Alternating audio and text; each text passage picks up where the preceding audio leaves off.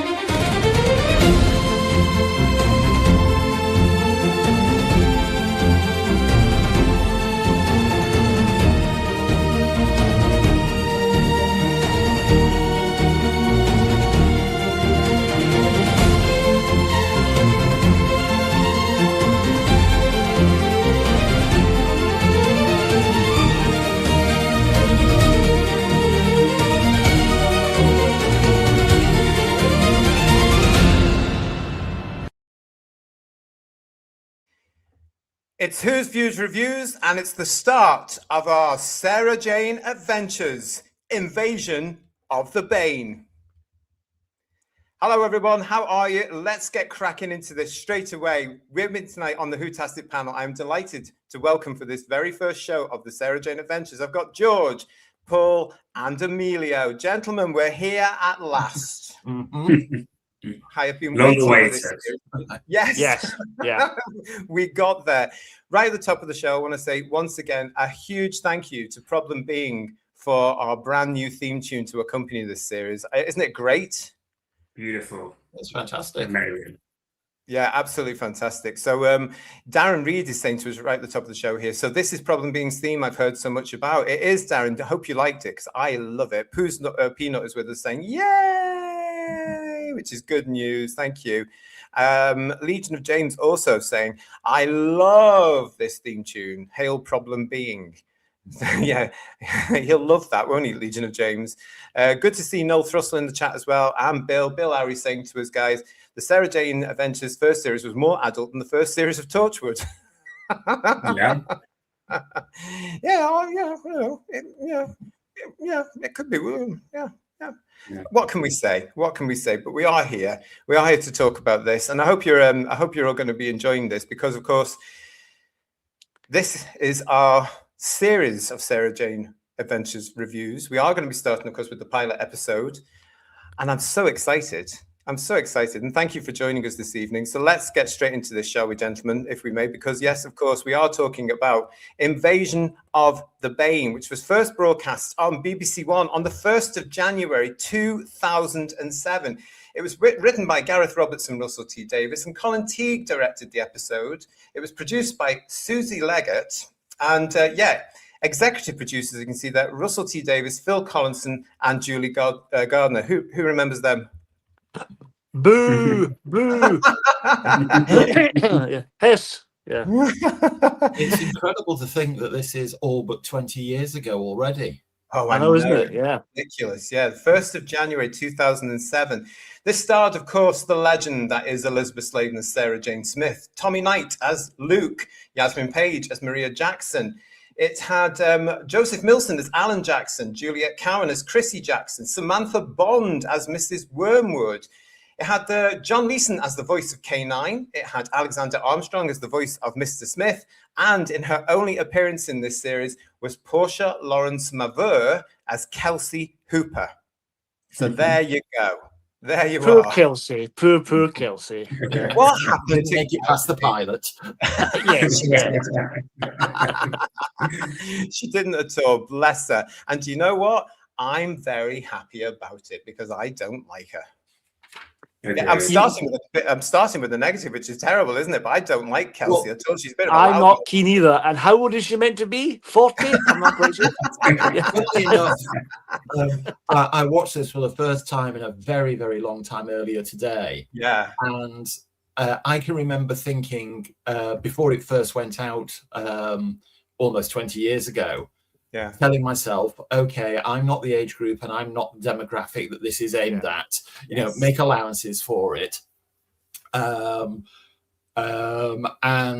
I remember sitting there watching, thinking, this is far less child orientated than I expected it to be. You know, it was far more grown up than I would expect a CBB series to be. But I do remember sitting there thinking, Christ, those kids are annoying.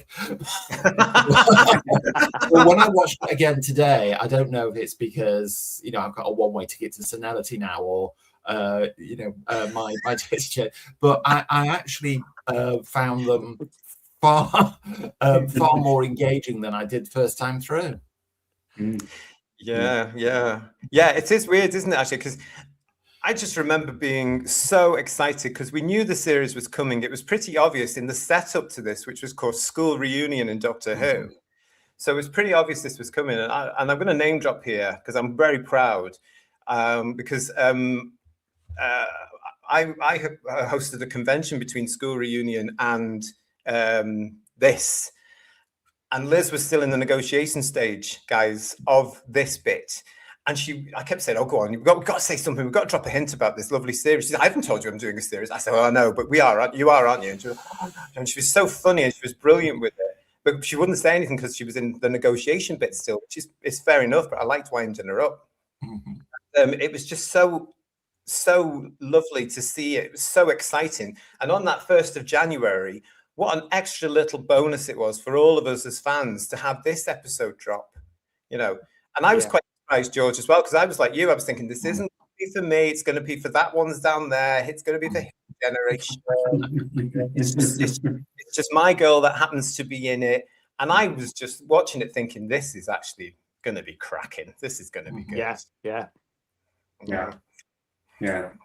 Back at a time when, you know, there's... BBC took children a little bit more seriously, and I think for me, when I watched that back, I can't remember being a kid when I first watched it, but I think the actress who plays Maria, I think she does a great job because I think she actually acts beyond her years, and I think there's a lot in terms of her family dynamics, and a lot of things that aren't kind of necessarily dated to the camera, but are there in the background. You can see she's not necessarily maybe the happiest of children. Her parents have had a divorce. She clearly looks up to her dad, which is refreshingly nice to see a positive male father role model who's taking responsibility of their child, right? Today, they would just do the complete opposite and make him the evil, you know, the one that doesn't want to look after the daughter. So that was really refreshing. But you can tell the one thing. Yeah. So, I mean, sorry, go on, Emilio. I was just going to say that the fact that Sarah Jane's almost filling in a motherly, like she looks, obviously it builds up as the series go, but it is effectively, she needs a positive motherly role model. And she kind of, you know, Sarah Jane eventually kind of filled that kind of gap. And I think that's done really, really, that kind of beginning set that all up, I think, very, very well. Yeah. What were we going to say, George? One of the things I certainly noticed watching it earlier today was, as you said, Emilio, there is, for want of a better term, messaging there, but it's done in a very positive way. It does not punch you in the face. And that's what it should be, George, isn't it? We know exactly. That. It was exactly the way that, you know, Barry Letts wove it into a story in the 1970s, and that's the way to do it, you know. And like you and me, I sat there and thought, as I was watching, you know, that is a really good way to portray that what's always been perceived to be the nuclear family, you know, doesn't always work out, and the alternatives don't necessarily have to be bad without taking away from anything else. I think it's not saying one's better than the other. It's just saying there are alternatives. Absolutely. I think what can be said about that, the fact that we've got Gareth Roberts co-writing this with Russell, which makes a difference to that. I'm hoping, anyway. Yeah, I think so. I think I you know, and at that point, of course, we're dealing with a different RTD, as we all know. He's very much reined in because he's not sure about this. We have to point out as well. We have to remember that this was the second spin-off from Doctor Who at that point. Yeah. At that point, of course, it's not the first being K9 and Company, again with our lovely Liz. But this is the second one. Torchwood was the year before. We've got this one coming on. I remember being, and Amelia, I know you're a fan of Torchwood, but I remember being so much more impressed with the Sarah Jane Adventures at my age than I was with Torchwood, which was more aimed at I'm a fan of Torchwood Children of Earth. There we go. I'm a fan of the first. Yeah. I mean, the second season is better than the first, but I can see totally. If you're comparing this to the first series of Torchwood, I think this knows its audience and who it targeting. It knows what it is very quickly. Yes. And obviously, I mean, Captain Jack's a great character, but he knows Sarah Jane Smith. Do you know what I mean? And no Liz, John Barrowman and no Liz Sladen. As much as I enjoy John Barrowman's performance as Captain Jack. So it's a different thing, but it knows what it is. I think that's the most important thing. Yeah, I agree with that.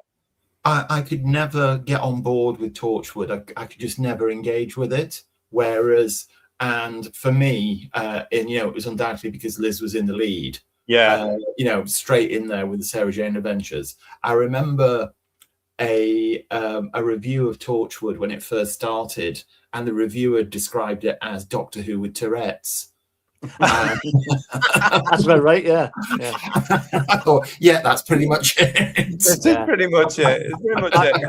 I never got past after Cyberwoman. That really killed it for me. That was dreadful. Honestly, what an excuse for titillation. Literally, honestly. Yeah. At least we never got anything like that in the Sarah Jane Adventure. And I think what this reminds me of, I think because Gareth Roberts was very heavily involved with the Sarah Jane Adventures as well. It does remind me of his novels of the Tom and Romana K9 era, which somehow managed to capture that flavor.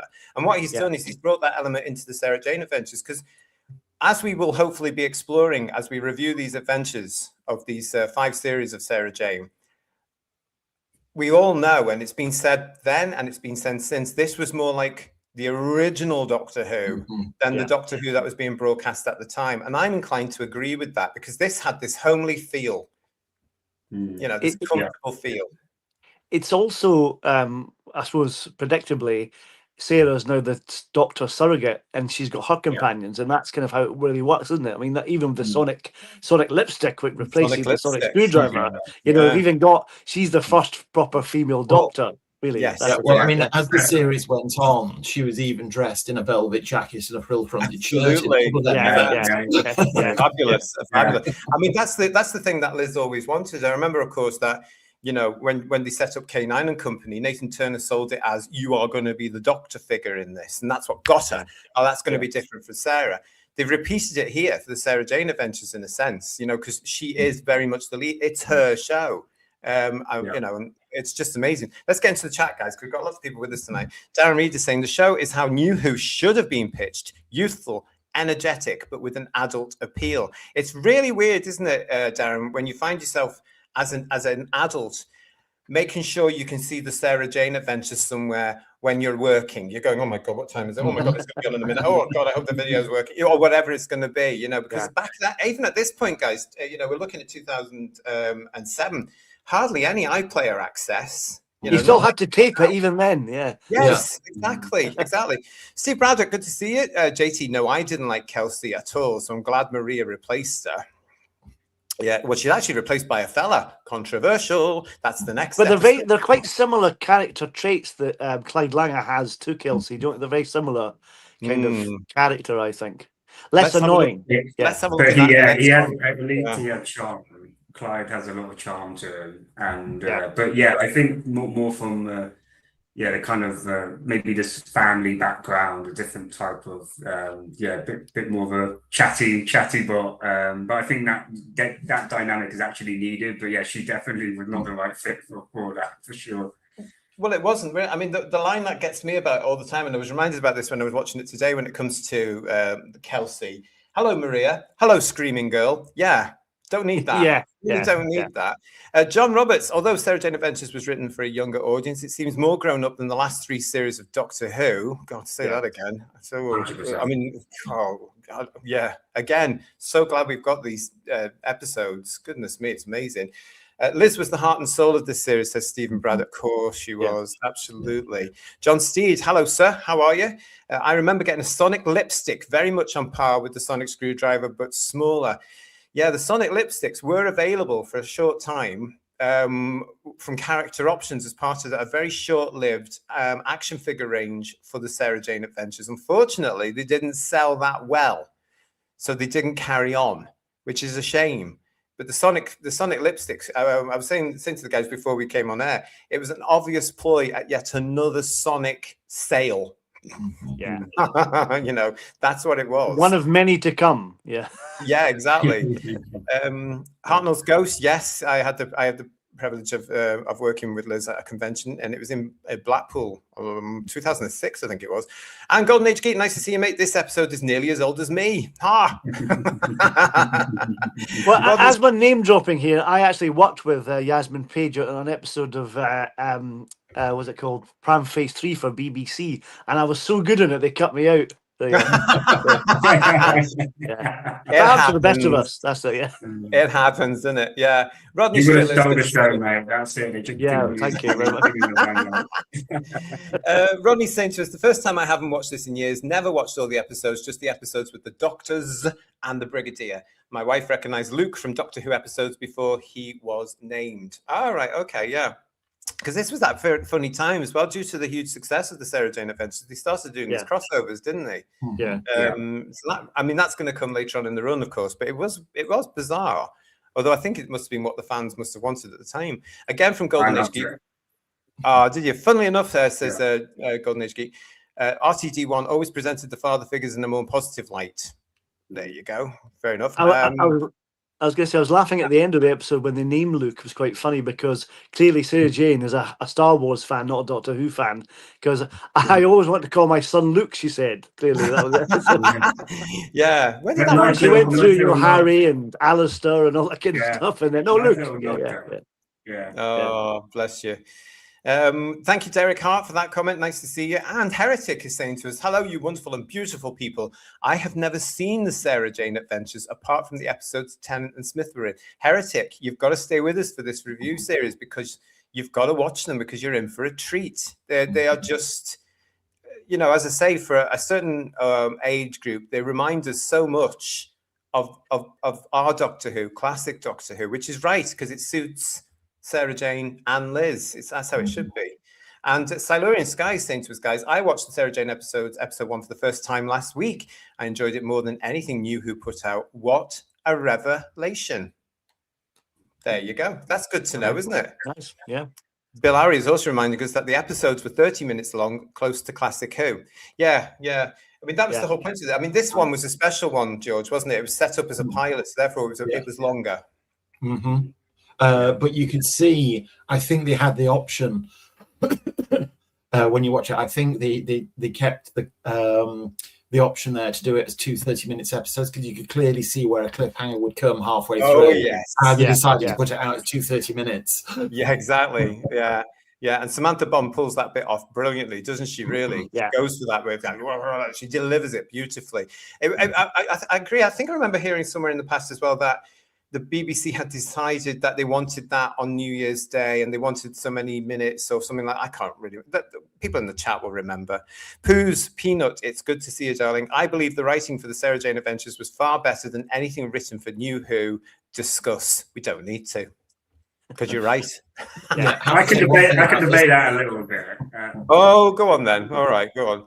No, I just think I think obviously there are a lot of quality stories in New Who. The first RTD1 run, early Moffat run, that I think is better than some of the stories in the Sarah Jane Adventure. But I will say it doesn't have, I would say, the same homely feel, and I would say heart, I would say, of the Sarah Jane Adventures. So I would say on a story level, I think there were stories I enjoy more from Doctor Who, but I think the whole atmosphere and the camaraderie between Sarah Jane and the kids, I think it's really special to get that on screen.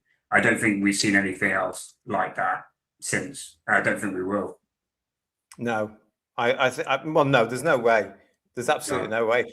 You know, it's strange that in the last couple of weeks, I've heard or I read somewhere that RTD apparently somehow recently said, "Oh, we should have carried on with it after Liz's passing." There's no way you could have done that. It would have been a major flop. You know, you could, I mean, no disrespect to the co-stars, but who would have followed them as it wouldn't have worked. I've just seen this from Julianne, and Julianne, you've made my day here, because Julianne is saying to us, the Sonic lipsticks are very costly on eBay, commanding 3-figure sums. I've got 2 upstairs. Guess what I'm doing after the show? I'm in the money. Fantastic. That's brilliant. Thanks for that, Julianne. You've made my day there. And Golden Age Geek, did you see that as well? He says, I have a Sonic lipstick and Sarah's special watch. I've got that one as well. And then I've got that other thing that's actually in Invasion of the Bane, that the Star Poet gives her this. Oh, the little handheld device, the communicator. The communicator, that's the word, George. Yeah. They brought that out for a little while as well. So I've got one of them as well. Yeah, to get in contact with them if she's having trouble with poetry. That was an interesting line.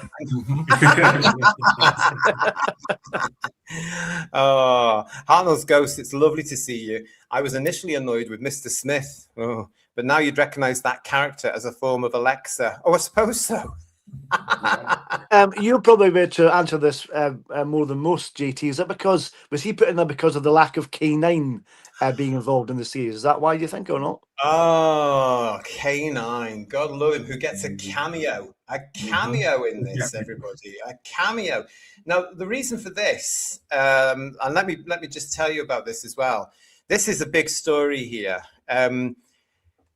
RTD and the production team did not want K9. You may remember in School Reunion, they killed him off. They blew K9 Mark III to pieces. Now, Bob Baker and Paul Tams did not like that ending. And Bob put his foot down and said, you cannot kill off my character. Not a chance. So they had to rejig the ending slightly so that K9 Mark IV appears. However, the production team at Wales were not very keen on continuing the K9 and Company narrative. They didn't want K9 into the story. It was nothing to do with rights. It was nothing to do with money. Bob said you can use him. You can have him every time if you want, blah, blah, blah. Just go through the standard procedures. RTD wanted his own machine, his own computer, and that became Mr. Smith. Because Mr. Smith, to be fair, even for the children, it's very cheesy, isn't it? Let's be honest. Yes, he is. He's a bloody know-all, isn't he, really? You know. I mean, so is K9, but at least he's quite cute. You know what I mean? So, yeah. But they do bring him back, and I know we're not meant to talk about later series, but there is good banter between Mr. Smith and K9 when you both get And I do think Mr. Smith probably worked better as a really good plot device to help solve a lot of the stories, basically, because obviously K9 I think is more limited than what Mr. Smith can actually do, so he does help resolve a lot of stories. So I think even from a writing perspective, I can see why they went down that route. But yeah, it's nice that they didn't bin off K9 completely, and he does have the cameos, and there is some good banter between him and the computer. Golden Age Geek is saying, I won't hear this Mr. Smith slander, and Booze Peanut is saying, I thought Mr. Smith was great. It was new and it was different. It was there. For myself as an older person watching this, of course, I just thought, oh, the kids are going to love that. They're going to love that. I think they would have loved K9 more, as they did later on, of course. A couple of years ago. I love Alexander Armstrong. He's brilliant, got a great voice. I like him as a comedian, presenter, actor, etc. But I just didn't know if for that worked for me. But like I said, we've already said it wasn't for us, and I can accept that. That's okay. And yet the strange thing is, Paul, as well, is it was in a sense because it was open. It's not as if they went through like today. They as we all know, they say we want that minority audience, and we're going to do whatever we can to get that minority audience, which never works because it's a fantasy. But this was the case of. Do you remember they used to say about the Doctor Who books? I think it came from America, where they said, you know, Doctor Who, the children's series that adults adore. Sarah Jane Adventures, I think, is exactly an example of that. You know, But I don't think they aimed it as like necessarily a family audience. It's very much a CBBC thing, isn't it? Really, to be honest. Yeah. But we came to it because we are fans of Liz Sladen, aren't we? Really. So the adults come from that generation, from the fans of the original series, don't they? Like us. Yeah. You know? I mean, everybody who's involved in the production of it from day one must have known that Liz would have brought her legions and legions of devotees with her. Yeah, exactly. Yeah. It was like actually Doctor Who, wasn't it? Because, you know, it was a case of, we know there's a fan base. Yeah, and they were playing to that fan base, and we helped them. Here they're doing it again, saying, we know there's a fan base. But quite right, we're looking for the new ones. Yeah, it's convenient when they want us, isn't it? Yeah. When they want us, Hello, Connor Sullivan. How are you? Yes, Murray Gold only had time to do the theme tune with the middle eight. He had a huge workload, was doing Torchwood and Doctor Who at the time. Thank you for that. And Derek is saying, I didn't know that typical of RTD. I didn't know that typical of RTD. It's all about me, and I bet all the characters in New Who, especially the last 2 years, if the writers of the rights, Omega, etc., wouldn't be in New Who. I mean, when it came to K9, Bob always said to them, "You can use K9 when you want." You know, because he would act on behalf of Dave Martin's widow as well. And he was never, you know, I know some fans have got him saying, it was Bob's fault this and Bob's fault. No, it wasn't. It was the production team in Wales. They just didn't want K9. It's such a wasted opportunity. It really is. I love the bit where because in the episode, you've got that lovely reveal. I love the bit where the attic is revealed. Mm-hmm. You know, he says, jump into this bit. I love it when it's revealed. It's magical. I love the fact for us older lot that they knew we're going to be watching this kid show. There are Easter eggs, as we call them, in there. There's little pictures of the brig and Harry. There's a Dalek. There's the TARDIS. All these lovely things. And then on the top of that, you get K9 in a vault explaining where he's going to be for the next couple of years, right? And he's doing something very important. But Liz, she plays the loss of the dog beautifully. It's absolutely gorgeous. My little silly metal dog, and she's so sad, and it's lovely. I just love it. Did you notice? I only noticed it today. I watched it a couple of weeks ago, and I watched it again this afternoon. And there's a picture, a publicity photograph from K9 and Company with Liz, K9, and the Alsatian, the one that's a ventriloquist dog in K9. It can bark with its lips moving. You know, that is a lovely picture. Really nice. But what sort of fees could Sarah Jane Smith, as a freelance journalist, command to afford a house like that in West London? It was hush money from Unit, clearly. That's what that was. Do you know, in my sad fan mind, George, do you know what I've done? I've come up with this whole... this is me as the true fan I am, geeky people. I've come up with this whole thing because you never once see or hear about Aunt Lavinia, and I reckon Aunt Lavinia's croaked, and she left to that lovely mansion. And that's just fan fiction, GT. Fan fiction. She sold the mansion in K9 and Company, and she's based herself now in the posh part of London. It's in this beautiful house with an attic and everything. Oh, it's gorgeous. And that lovely little car she's got, which looks like you wind it up. She looks like that's like Columbo's car, isn't it? A little bit. But isn't it great to see? You know, it's established that this is a year or so after she's met the Doctor again in the form of the 10th Doctor. She's gone off and she's been really invigorated to do what she knows she needs to do, and you know, and it's great to see her just zipping around, isn't it? You know, how many adventures has she had before this one? It's really great. Yeah, and I think it's really interesting. When I was watching it, I kept thinking to myself, they kind of followed this again, the pattern of Rose a little bit. You know, she starts off slightly mysterious to Maria, right? She's not particularly talkative when she tried to kind of say hello, and she doesn't really want to put up with normal chit chat basically, and she just kind of zoned in on the bubble pop. I need to that's what I need to come. There's something to solve there, right? There's a lot of kind of mystery that builds up, and then the alien, life beyond normal living is then revealed to Maria, and this story really picks a really fast pace from there. It's very similar to Rose in that kind of structure, and the fact that they kind of played her like the Doctor, a mysterious person, knows more than what she's letting on, is very like secretive, something unearthly about her. So yeah, I think that worked. I think using that template makes a lot of sense. It worked quite well. So I think one of the very few things in the script, which otherwise I think is very, very, very strong, very well structured, I think could have done with another pass. I think the character of Sarah leaps from being this frosty, standoffish grump to mother figure like that. Yes, you know, real there should have been more of a bridge between the the two aspects of the character. Yeah, I agree. That's kind of what I don't like about School Reunion. When they brought her back, she was so needy with the doctor, and she saw that kind of quality here, and she was very rude in the initial first part of this episode, and she wasn't really Sarah until she kind of became Sarah, if that makes sense. Yeah. I think you're right there, guys. But looking back at it again today for the first time in God knows how long, because I'll be honest, everybody, I haven't gone back to the Sarah Jane Adventures since Liz passed, because it's a little bit sort of. Me too. Yeah, me too. It was very bitter. It was very bittersweet watching it today. Yeah. But I think we're at that point now where we can enjoy it, and we can love her even more for it.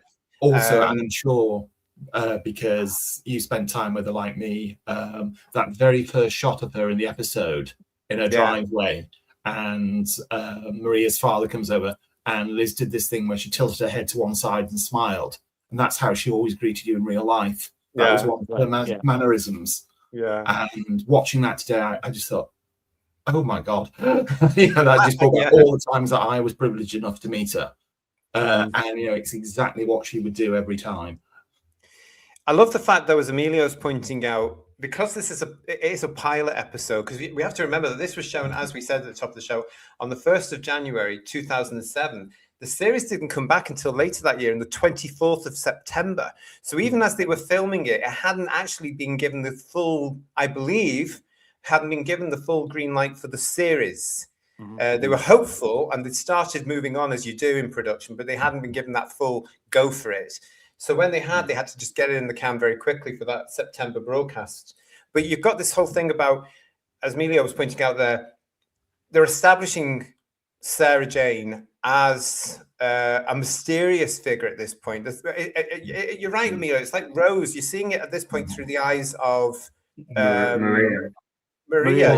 Exactly. You can go right back to An Unearthly Child for that plot device. True. I'm sure. No, I'm not saying it's purely from there, but I think it worked for a pilot. And I do think, to you guys are talking about the frostiness. I think it's also to show the influence, and it very much shows throughout the series, the influence the kids have on her in terms of her life. They do make it very clear multiple times. You don't have children. Your best friend is, and they did this in Korea a little bit. Your best friend is a metal dog, and the kids laugh at her about it. So there's an element of loneliness there, and they're really trying to show how the kids, how they impact her life. So they kind of do have to establish that she's a little bit frothy, a little bit kind of like, I don't really want to be dealing with children. And also she has fair reason that I don't want to get children into danger. So I think it works in terms of the series itself. It may be a little bit, if you're someone who knows Sarah Jane before and then seen her in School Reunion, it may not necessarily like flow massively well, but I think it worked for the series and what they wanted to show, basically. Go ahead, Paul. I was going to say, when she came back in the Five Doctors or in Canaan Company, she wasn't crying for the Doctor. She was really tough. Yes, that's the element of new who I don't like. The fact they made Sarah needy for the Doctor. She's less needy in this because she's not in it. But when the Doctor turns up later on in other episodes, you can see that element creeping in again, which I really didn't like. I know she's playing second fiddle to the Doctor at all times, but she shouldn't do. She's this is her show, so it has to be about that. I'm just glad that they get over this whole thing in the Invasion of the Bane very quickly, and Sarah that we know and love comes through again, because it couldn't have been done with that whole build it up, because I was thinking again, say this would have been a generation that have met Sarah once. She's been put into a position to actually highlight the relationship between Rose and the Doctor, because we know what happens in that episode in School Reunion. Eventually Rose leaves. So it's preparing the audience by bringing Sarah in to say, here's one of the old companions. They don't stay forever. I can know where they did it. Yeah, I understand that. It's just I found that quite frustrating. They used her as that way of doing it. You know what I mean? Yeah. And that's why I'm glad they got over it very quickly in this particular episode. It's really good. According to Aunt Lavinia, says Darren Reed, Sarah was never in one place long enough to lick a stamp. That's actually illustrated in this episode because she's just zooshing about all over the place, isn't she? The quietest we see her is when the bit, as I said before, in the attic, when she's dealing with the K9 bit, he's come and gone very, very quickly. And then the other bit where she's meeting the star poet and she's back in her element there as well. Here's an alien and she's just so, oh, right, okay, what's happening? Blah, blah, blah, blah, blah. Isn't it? It's just, it's lovely in a sense. Hello, darling Shalom, how are you? There's a lot of Roald Dahl and other traditional Western storytelling tropes in this first episode. That's an interesting point, isn't it, guys? Yeah. Interesting. Yeah. What were we going to say, Emilio? Oh, I was just going to say what I really liked about Sarah in this episode very early on is that she takes no prisoners. She's very willing as a human being basically to call out, so are you an alien?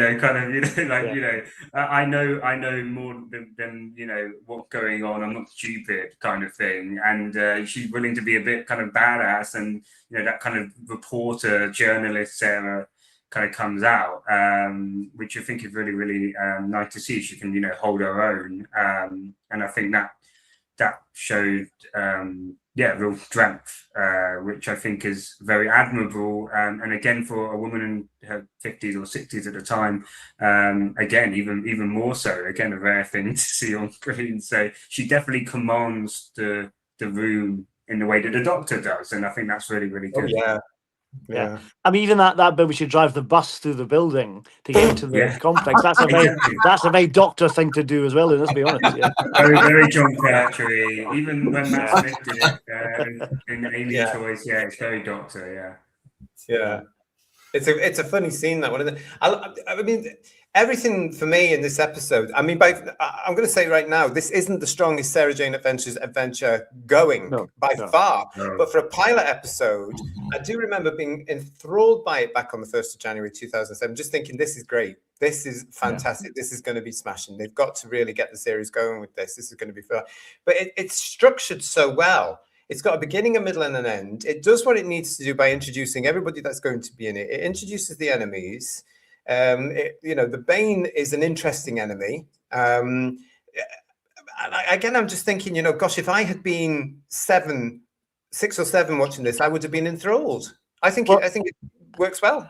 I was going to say that because what I got from it today, it's a bit like a comic book, isn't it? Like a comic strip a little bit. And the visuals of it, particularly the bubble shop bus is very like a cartoon, but it's got a real comic strip feel about it, which is, it's visuals for your eyes kind of thing. It's really fantastic stuff, I've always sort of taken that from the Sarah Jane Adventures. It does have that sort of comic strip energy for me.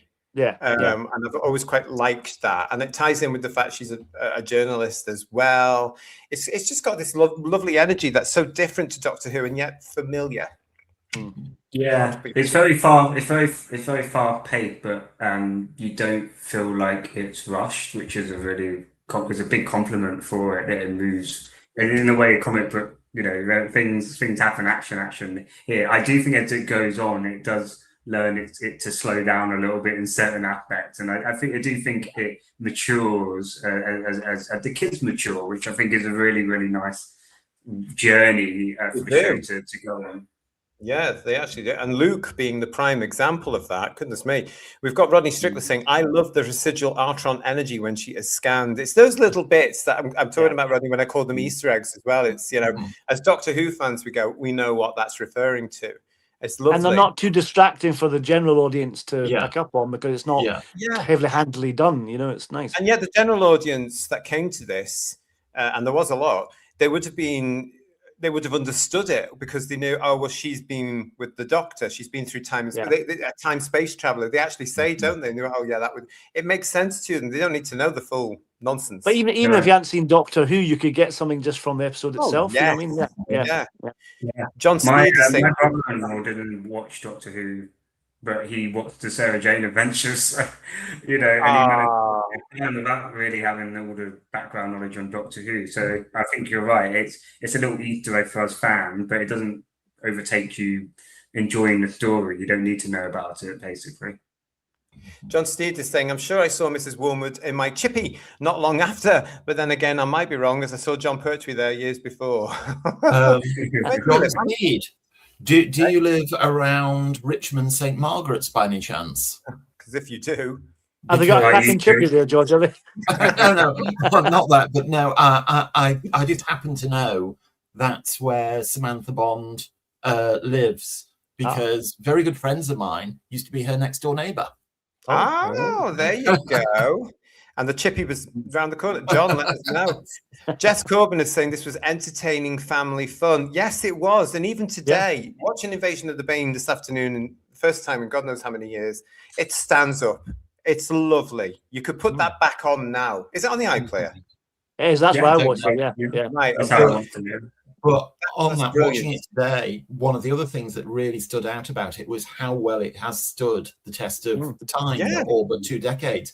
Yeah, I mean, things like the technology they're using, like, the mobile phone seem like something off Antiques Roadshow now, and somebody mentions a checkbook at one point. Yeah. What's checkbook? Taking those things out, it plays just as well today as it did back then. It really does. It really does. It's interesting you mentioned the degree of colour in the show, says Golden Age Geek. Part of why I cannot connect with a lot of entertainment today is because all the visuals are washed out and depressing. Yeah, why did they do that? Where's the colour? We have colour for a reason. Let's celebrate it. But you're absolutely right. I mean, I think the colour, this is part of the stuff we're going to look at as we get through these stories. I think the colour in the Sarah Jane Adventures gets brighter. Yeah. Yeah. I remember there's some cracking yellow and red robots in one episode. They look great colours. Yeah, that's really good. Yeah. Oh God, yeah. We've got a question here for us from Mark Greaves. Hi, Mark. Hi, all. Did Liz have to be persuaded to bring back Sarah Jane, or did she jump at the chance? Oh. She did have a few lunches, didn't she, with Russell and Phil Collinson? Deliberately. Learning from John Pertwee, obviously.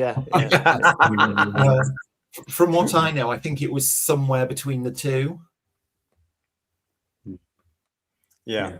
I think I remember watching a documentary, and they were saying that, or Liz was saying that, she wanted to come back, but there to be obviously some more character development, if I remember correctly. They're saying, and that she obviously didn't want to just, she wanted to do more stuff, and I don't blame her. Like, from a character perspective, not just shouting Doctor, and there needed to be, if you're going to bring her back, especially at her age, there need to be some maturity to it slightly, and some development. Yeah.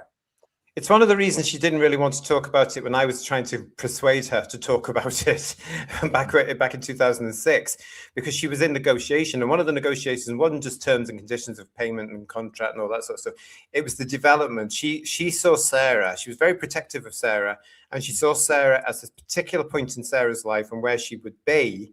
And she wanted to make sure that Russell and Phil especially understood that. So I think she was actually delighted when they did, because obviously she did it, and she did it for the rest of her life. Yeah. And she put her all into it, as we will see as we go through these reviews. It's just, she wanted Sarah to be exactly where she thought Sarah was going to be, and there's nothing wrong with that. It was her character. She was doing that. We've got John Steve back with us here, George, saying, yes, I did frequent that area years ago. There you go then. Yeah, I'm sure. I got married in that area. Really? The church I got married in is in Richmond. I grew up around that area as well, so I think I know where George is talking about in terms of where the future is. There you go. Connor Sullivan saying to us here, Liz originally thought she was going to be in Torchwood, but she wasn't. She wouldn't have. She wasn't keen on that, was she? No, she wasn't. Sarah wouldn't have fitted into Torchwood. There's actually a sort of line in Invasion of the Bane referring to that, isn't it? Secret organizations, blah, blah, blah. And the disdain on the faces played beautifully, I think. And Golden Age Geek again saying to us, in the confidential episode for School Reunion, Liz said she was worried the revival would be nothing like the original show, but when she had to run down a corridor, then she felt safe returning. Yeah, I was going to say, but Sarah's disdain about Torchwood, clearly she'd watched it and didn't like it. Yeah. On that as well, though, I remember seeing an interview somewhere, and I'm sorry to bring him up. I remember seeing an interview somewhere with David Tennant not long after he took the role on, and he said, and I can't remember it word for word, but it was along the lines of, he was still getting used to the character and being in the role and all the rest of it. And he said, and then the day came when I had to run down a corridor with Liz Sladen. I knew I was the Doctor. Yes, I remember that. Yeah, grabbed her hand. Absolutely. Yes. Stephen Braddock is quite rightly saying, I loved how Sarah's defense is slowly crumbling as she encounters these kids who reawaken her wonder of the universe. Yeah, they do give her a zest, don't they? Especially the introduction of Luke. Who ever thought that Sarah Jane Smith would have a son? Yeah. This is, and it's a lovely story as well. This archetype just appears, and she adopts him. I think that's so typical of Sarah. Saying, "Well, where's he going to go? Oh, I will look after him." It's lovely. The adoption thing's lovely, but he reminds me of Adric a little bit, I have to say. But yeah, what in this episode? Yeah, he grows up a little bit as he gets on, and he gets more educated, which is fine. But he's a bit, he looks a bit like Adric as well, to be honest. I think they go to the same barbers, don't they? I think we do. Yes. Yeah. It's a very interesting take, though, on introducing this, isn't it? It's quite brave in a way to say, well, what does Sarah miss? Oh, she's never had a family. That's pointed out by Wormwood as well, isn't it? Where she's basically getting at the thing, what a sad life you've led. Because, you've never had a marriage, you've never had the relationship, you've never had children, sad human. And she's really looking down on her at that point. And it is quite like, oh, Sarah gets it. She's quite raw about it, isn't it? And then this gift comes along. It's quite an interesting thing to do, I think. And I wasn't expecting that either, really, when I was watching it. I thought, this is nice. This makes sense, really. And it's quite... Sorry, JT. No, you could do it. Go on. You can say it quite. Again, I don't want to go too much into the first season, but then there is a story where basically it's almost like he's taken away from her. Like it's revealed that Luke is, and it's a serene episode if I remember correctly, and then you see how sad she is when when she thinks, oh, he's no longer like she can no longer keep him basically. So it's great to see I think Luke as a character worked because of what he means to Sarah. I actually think Maria, Rani, and Clyde as characters are much more interesting than Luke. And more you get more invested in them especially Rani and Clyde as characters. So I think Luke is really there as a kind of adds weight to Sarah's life and jeopardy. I think a little bit more as well. I think he's a very interesting character. We've never had a companion in effect, and they are companions to Sarah, and we've never had one grown before. So this is, because we're in at the beginning of this character's origin, I think that's why an entire generation of kids love Luke, because they were there at his birth, as it were, literally, actually, in the sense of the show, because you're actually seeing him. And it's quite interesting as well, where the sci-fi element comes in, is that everybody that takes the Bane, the drink, the bubble shock, part of them is put into I am everyone, he says. And that's proper sci-fi in a sense. It's quite spooky as well, isn't it? That's very John Wyndham. It is, isn't it?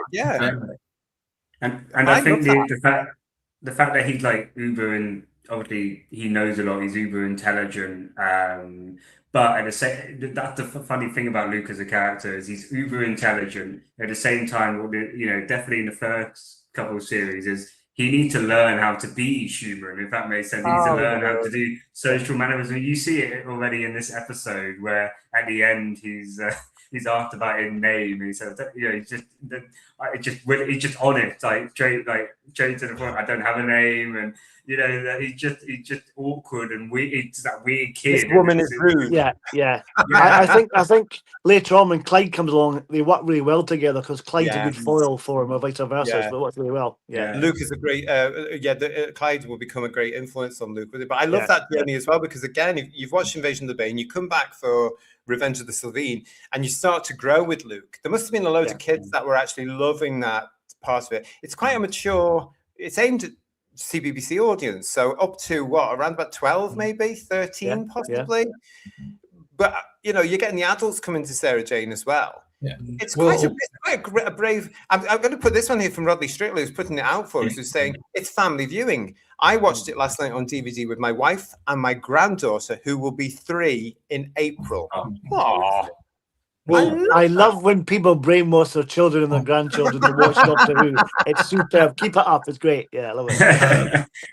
My memory tells me that they were broadcast on CBBC.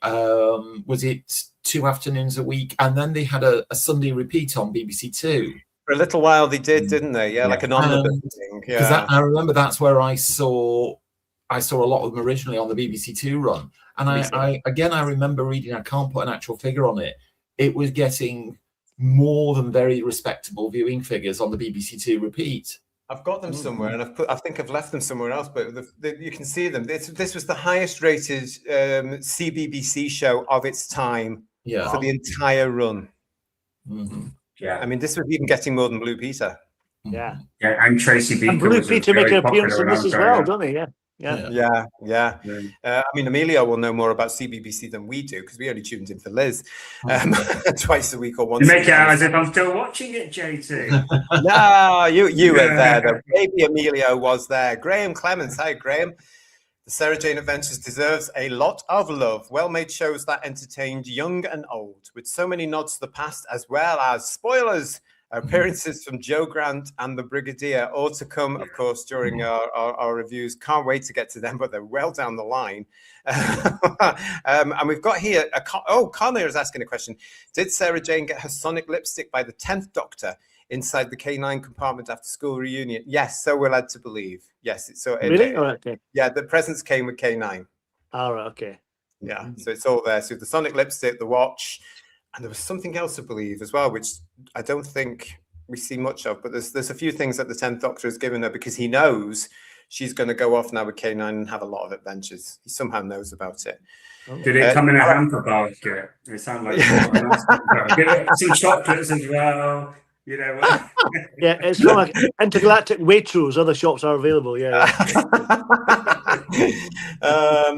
Eric Hart saying, I think Liz would be more concerned, especially after having been in K9 and Company, what happened next, and especially the pilot goes, so it didn't have the same issues regarding to story and ratings. There wasn't actually anything like that, to be honest. I mean, it was. They were fairly certain that the show was going to go. They were great. That's why Liz had negotiation about what would happen, what the arc would be, how this character would develop, she had to be, or how Sarah had to be the star of her own show. Quite rightly too. And they were all very open to it as well. And Robert Payne is saying, I must watch this in the next week. You've got to. Yeah. You have to. Absolutely. But can I go back slightly to that previous comment? K9 and Company was a huge success at the time, wasn't it? Yes, it wasn't actually massive. And I seem to remember that the first time K9 and Company got screened, there was a huge power cut which put large sections of the country into a blackout. Please don't bring it back. It was me. I am bitter to this day, George, because what happened is the entire northwest and a bit of England, the transmitter from the old days, where they used to beam the things up through these transmitters, was knocked out by a storm. And I remember that night when K9 and Company, that December, was going to be shown on BBC One. And I was sitting there like the good boy I was, waiting for K9 and Company. And then the TV got switched off. And I remember going, Dad! And he came in and he did what dads do, waggled bits of aerial and stuff at the back. But then he knew what he was doing, hit the thing. Nothing was going on. Nothing was going on. He said, oh my God, the telly's died. He ran next door. Their telly had died. he ran next door to next door. Their telly had died, and he came back and said, "There's a big problem here." It was the whole of the northwest of England, and it still managed to get something like 9 million. I was going to say, even with that, it got 8-9 million, didn't it? Yeah. So if the whole of the northwest of England and a little bit, I think it went into Cumbria as well, from that bloody transmitter. And you know, when I'm passing, when I have to pass it on the motorway, you can get it. It's just outside Manchester. And if you're driving that way, or if I'm driving that way, to this day, I'll look at it like this because it's still there. You can see it on the top of a big hill type thing. But yeah, imagine the figures that K9 and company would have got had the northwest of England plus a bit of Cumbria had been able to see it. We had to wait for the repeat, which was the year after. Yeah. I was so angry, so angry. Wouldn't happen today. Oh no, because you can get all this digital crap. But again, here you had it from K9 and company onwards. Sarah and K9 were a partnership. They were always going to be together. Yeah. You know, and here's RTD trying to say we don't want K9. Yeah, right. It's good to see you all in the chat. Thank you so much for joining us for this, our first Sarah Jane Adventures reviews. Jason Parker is saying to us, the trickster was far more grown up than the babyish rubbish of New Who. I still get nightmares. We got the real Brigadier, not the tedious cake crap, in contrast to the immature monsters of New Who. All to come in our reviews. But, you know, I mean, let's talk about the monsters in this one, because they're quite traditional, really, aren't they? The Bane.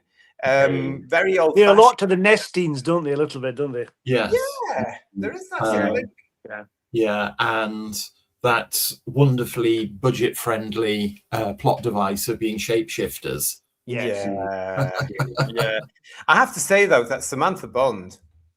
Great. She's very good. Very good. Yeah. A good villain. Spot on. She really is, isn't she? She knows what she's doing. She's playing it properly. No wonder the spoilers bring her back. You know, she's just so good. And when she's got what's his name, Davy, played by Jamie Davis, and she turns on him. She does that fantastically as well. The Bane mother doesn't tolerate people that fail her. You will be food. Yeah. And going back to hairdressing again, George, he's got a Boris Johnson, isn't he? One element for me, speaking personally, which I think didn't work as well, is the CGI realization of the Bane themselves when they were in their natural form. They moved well and all the rest of it, but to me, they just look a bit too cartoony. Yeah, you know, we're talking about this vicious race that will eat their own children if they fail them. But they look a bit TV comic-ish. Yeah. You know what? That's probably why I quite like them. I quite like them. I understand what you're saying, but I think as a kid, I remember watching it, and I was 11, must have been 10, 11 years old 10 years old when it came out. I don't think I had an issue with it. I actually thought it, quite visually, quite, fun and to look at. I don't think it.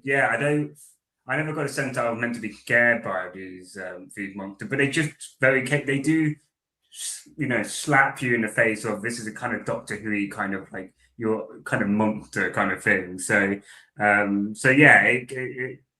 don't think it was the best thing they've done, but I think it worked for kids.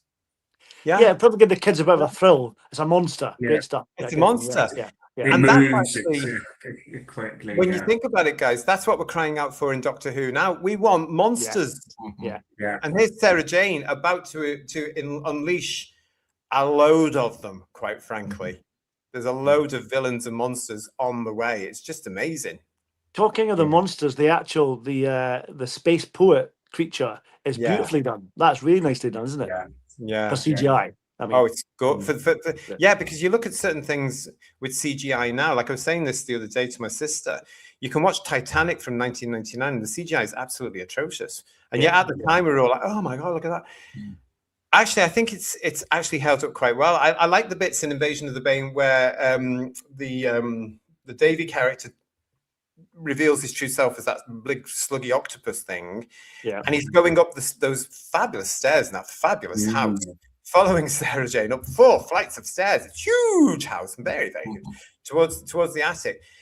And then all the pictures and the paintings fly off the walls, and the mirror gets knocked, and all this. It's just beautifully. That must have taken a bit of time to do, to be quite honest.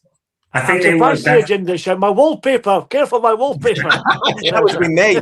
Get off your bloody walls.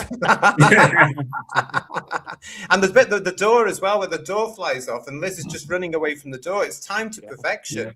Yeah, really nicely done.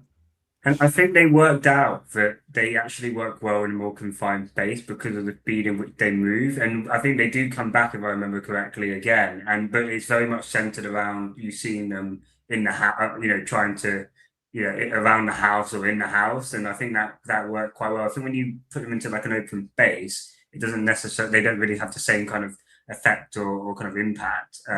So I think, if they're used in a certain way, they're very, very serviceable monsters. What I was just going to say, when we were talking about Samantha Wood, who plays Miss Wormwood, I think I was sitting there watching it, going, you've got 2 strong female leads kind of going at each other. There's a real good sparring. I'm not sitting there going, this is woke. They're just shoving, it just works. And as a kid, you wouldn't obviously think anything of it, but as an adult, I'm not thinking any of that because the characters are so well, and the actresses who are playing them are acting really, really well off each other, and I think that's great to see. But it's a shame because nowadays we would probably think, if we saw that in any other show, we'd be thinking, that's just BBC woke, all of that kind of stuff. But Mrs. Wormwood feels like a real threat as well. She's really credible as the villain. Yes. You really believe her that she could do nasty things, and that's what you need, that credibility, that conviction that they don't have anymore, Yeah. You create Luke, and then you want to immediately kill him. Now he's not serviceable for you. Right. When I watched it, I did wonder if Samantha Bond somehow remembered the Lady Adrasta from Creature from the Pit, because it's that sort of pitch performance. Yeah. That's that tightrope between the right side of camp. That tightrope between camp and threat, and just getting it exactly right. Yeah. No, it's true. It's true. Graham Clemens saying to us there, the Bane were just really angry calamari. Well, if you're calamari, you'd be very angry. I love calamari. Bit of lemon on top, beautiful. And actually, while we're talking about effects, also a big shout out to the practical effects that were done as well. I mean, the explosion when the bubble shot factory goes up, that wouldn't look out of place in a multi-million-dollar movie. Yeah, no, it wouldn't, would it? Yeah. Because they actually did blow up that build. No kidding. That was a model, surely. But you look at the shots. The principal cast were there, very close to the actual explosion. They were. Yeah. No, it does. I mean, it all looks fantastic. You have to actually say as well that the way it's put together and the way it's directed, it's very, very good, because again, what they do in modern television now is this is no longer a set. Yeah, okay, we know that the loft is and the house, all that, but they go to an actual factory, and as we had in that picture there, the way it's lit correctly. Mm-hmm. Yeah. Alan Teague has done a great job here, not just with his cast, but making sure it looks the way he wants it to. So it's familiar, but different.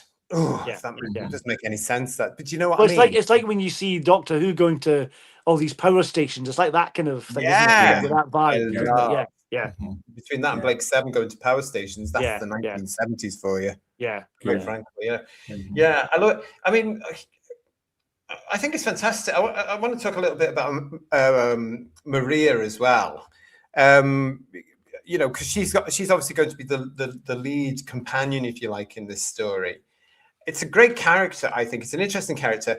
As we were saying at the top of the show, though, I'm just very, very grateful that they get over this whole thing about having to see it through Maria's eyes very, very quickly, and then we start to they get rid of that pretentious nonsense. We just start to get involved with the adventure.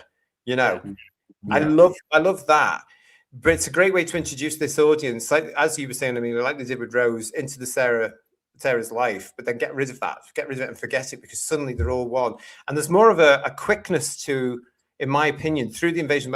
By the end of the episode, where strangely Kelsey isn't at the very end. Let's face it. But you've got that family unit set up. Yeah. And it feels like that's what's happened. And I know Liz was very big on that, wasn't she, George? She really wanted a family feeling on set. Yeah. But I think she's managed to do that with the people around her. At the end of this episode, you've got Maria, you've got Sarah, and you've got Luke, and you want to know more. Yeah. I think that's wonderful. Yeah, you want to spend time. Sorry, Paul. I was going to say, when it was going to come back for series 1, part 1, I thought Kelsey would have been back, but I'm glad she wasn't. No offense to the actress, but yeah, I'm glad. Yeah. Me too. I mean, again, no offense to the actress, but I've got it down here. Obviously, because we all know this is her one and only outing, but I've got down here, she doesn't work. She's unlikable. She's gobby. She's unbelievable. Yeah. She's forceful. And she's going to turn into a right tart. She's a real cliche of a teenager. That's the thing. You know, she Tracy Beaker on steroids, basically. I think I wouldn't be surprised if they saw that Tracy Beaker was a very, very popular character on CBBC. I mean, literally, all kids when I was growing up, you would go home in time to watch Tracy Beaker and Sarah Jane Adventures. You know, that was the kind of shows you would do. But Tracy Beaker was such a popular character on that show for kids our age that I wouldn't be surprised if they tried to, basically take that and that kind of idea of a gobby, you know, quite angry, annoying child, and they tried to input that, and obviously they probably realized very quickly it doesn't really work. And that's the great thing about having a pilot, isn't it? You know, in a pilot, what doesn't work, what doesn't, who has to go, who stays. That's what you do. Exactly. What I recognised in both her and perhaps Maria's mum is elements of Donna. You know, that kind of, you know what I mean? As a pilot, there is very little refining between this and the series proper. I mean, if you've ever seen the pilot episode of Open All Hours and then compare that to what Open All Hours became, they are two very, very different things. Yeah, that's right. Yeah. I think what they've done, George, here, I believe, is that they've seen the strengths in Sarah Jane Adventures. They've got Liz driving them behind with saying, this is where it goes. They've just gone with it. You know what I mean? And you're right. And I think that's why, again, it's a success, because this sets up a tone which doesn't really adapt much throughout the 5 years that the show goes. I don't think there's anything wrong with that with this, because they were playing to an audience that was there every single year in their big numbers on CBBC or whatever time it was in the afternoon when the rest of us had to bloody work. Outrageous behaviour, quite frankly. How rude. Do you remember what time was it on at when it was a series? Do you remember, Amelia, what sort of time of day it was on? It would have been around about 4:30 maybe in the afternoon, like, or 3:30, 4, like, basically you come home from school and it would be there on the television, basically, if I remember correctly. I mean, someone can probably, who remembers the exact time, will probably put it in the chat, but it was about that time. I just wondered. Yeah. Well, some of us were bloody working at that particular point. I tell you, I was suffering from hangovers, allegedly. Darren Reed's got a interesting point for us here. I think these days they go with the Kelsey character rather than Maria. Yeah. They probably would, wouldn't they? For various reasons, but I didn't like the combativeness of her. She was she was seeing all these things in front of her, including shape-shifting aliens, and she was absolutely refusing to believe it all. She kept drinking the bubble shock even when she told not to. Like, what are you doing, you silly cow? I hope she got eaten, actually, and that's why she wasn't there at the very end. I hope someone of the Bane just ate her. And gave them indigestion. Yeah, exactly.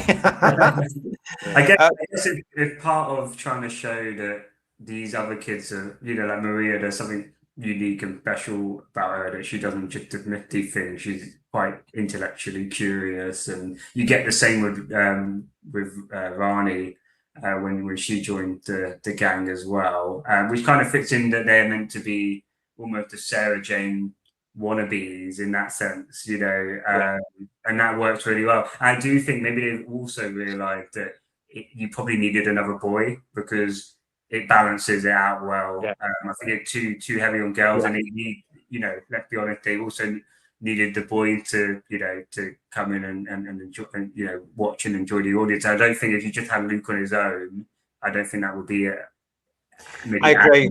You need the identifying characters, don't you? Because Rani and Clyde are very much warmer characters than Kelsey ever was, and that helps. They're quite cheeky at times and quite flippant, but they're actually much more likable, and they've softened them, which makes it much better, I think.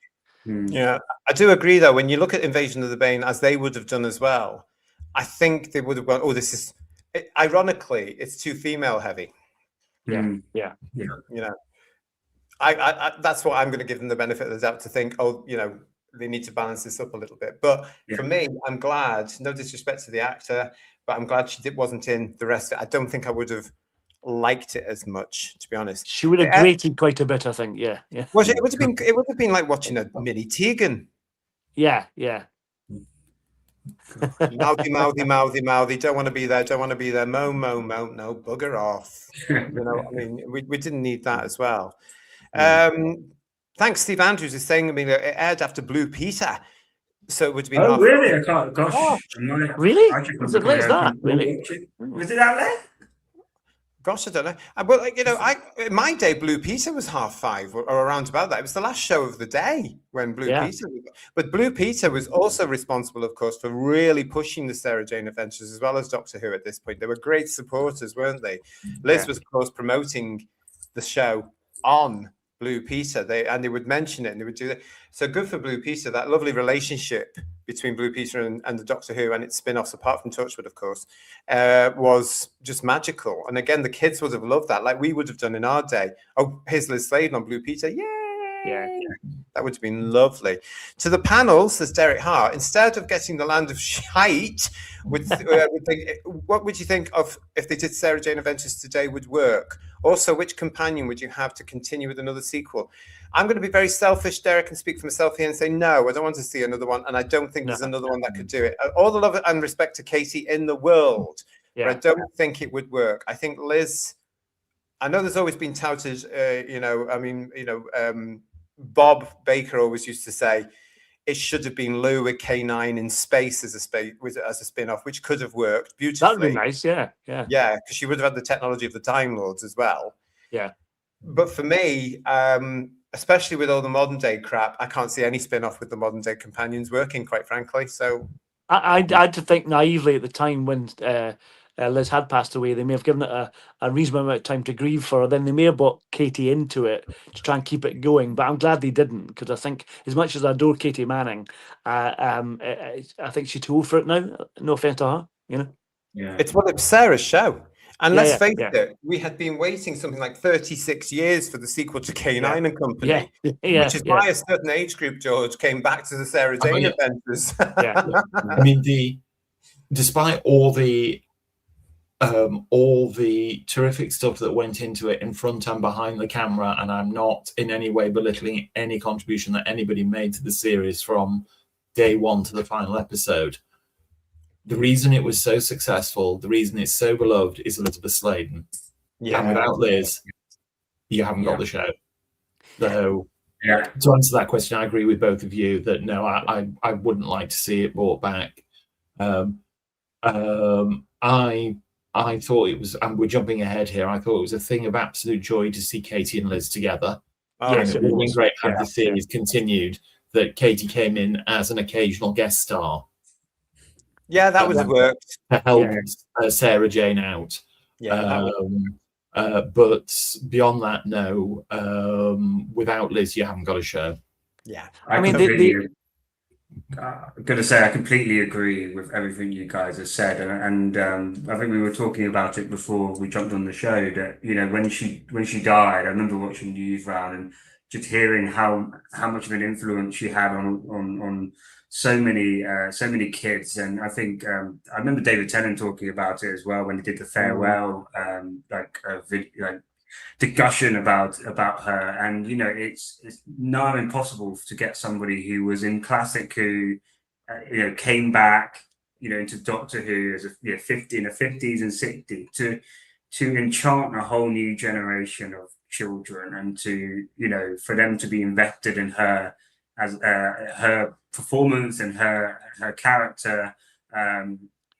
That's unbelievably so unlikely to happen and just really special, and you can't force that. It's just magic, and you're not going to get that magic twice. So for sure, I don't think you could put any other companion in it, and it would never be the same. So I mean, hats off to her. She'd left a remarkable legacy, and no one will ever be able to trump it at all. No. Julianne is in the chat saying, I had to set the timer to record the show while I was at work. Made my day coming home to the nearest thing to Doctor Who cliffhangers we would ever get. It's that other thing, guys, for me, that the Sarah Jane Adventures, because after Invasion of the Bane, which is very much its own big first episode, the pilot episode, it's after this one that, of course, we do see the return of the classic cliffhanger in Sarah Jane. So, you get 2 episodes per story, don't you? And there's the cliffhanger between episode 1 and the resolution. That's one of the things where I was, because of the Sarah Jane Adventures, convinced to this day that Doctor Who can still work in that format with a cliffhanger, because there they are doing it in the Sarah Jane Adventures, and the kids came back for the next episode and the next and the next, and it was brilliant. Absolutely. You even got a Doctor Who type sting in the cliffhanger moment as well, didn't you? When it finished, in the music, which is lovely. So I'm just like, there it is there for you. As I say, when you put it on now and you've got that cliffhanger, I think a new generation would discover it now and love it. Personally, Who viewers, I really do. I think it's amazing. It's again, the Sarah Jane Adventures doing things which were familiar to all of us, but new for a new generation. I've been interested if anyone is coming to it via the iPlayer, because it's been on there. It went up there at the same time as all the Whooniverse stuff. I wonder what its ratings are now. Yes, I wonder if people are watching it, because it'd be nice if they were. Oh, totally. Let's hope so. Fingers crossed. Hartnell's Ghost is saying, in my 60s days, when you were a kid, mate, seeing surprise Daleks on live transmission on Blue Peter after school was like birthday and Christmas combined. It was the same for me in the 70s and even into the 80s, when Blue Peter or Swap Shop or Saturday Superstore had a Doctor Who out, or Nationwide even, or Breakfast Time. It was that thrill of going, eventually. So Hartnell's Ghost must have seen the Dalek cake, the original one, where there's too much chocolate on the cake. Fantastic stuff, really. How fab. I love the fact that they repeated all these things for the new generation of Doctor Who fans, didn't they? Oh, well, we're just going to make this cake out of a couple of Swiss rolls. I love it all. Steve Braddock, what are you saying here? I thought the Sarah Jane Adventures was more like Doctor Who than anything New Who came up with. I think so. I think that's why it was a massive hit with adults. Because I remember loving it. I actually remember a boyfriend at the time saying to me, "Why are you watching kids' telly? Get out, you ignorant savage. Go to your own house." Yes. A favourite of mine, Jess, my niece, she would come over and she'd be like looking through all the DVDs and Blu-rays that I've got, and she'd go, "Oh, Sarah Jane Adventures, that's a kid's show, isn't it?" And we go, "Yes, but adults love it." Oh, it was just brilliant. Absolutely brilliant. Happy days here. But again, because when it was transmitted the 1st of January 2007, it was just part of that whole festive thing. And that's the other reason this episode did well as well, because it was broadcast on New Year's Day, when BBC One was actually getting audiences at that time of the year. It just all hit at the right time, didn't it? For the Sarah Jane Adventures. It was fantastic. And Liz was in her element. I love this picture. Now, you can call this device tacky if you want to, but I actually love the Sonic lipstick with her, and I think Liz does as well, because it's just so camp. I mean, it is for the kids, so I'll forgive it, but it is tacky, I have to say. But I think it's fun because of that, though, Paul. Oh yeah. But it's camp. It is really camp. It really is. Yeah. And it gets whipped out occasionally every now and then, but it's just that element of it as well. Here's another gift from you know who. It's just he's always present, even though when he's not physically there.